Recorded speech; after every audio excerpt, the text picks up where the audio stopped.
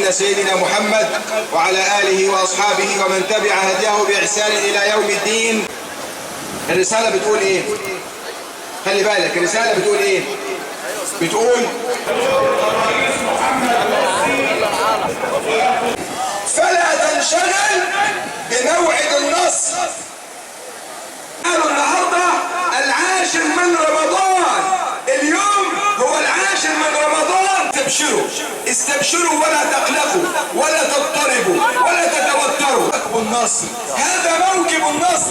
ادركوا موكب النصر، ادركوا ساعة النصر. امريكا تسقط، اسرائيل يسقط الخونة.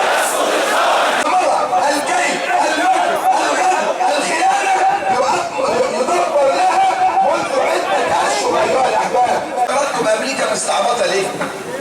وسايقة الهبل ليه؟ لأن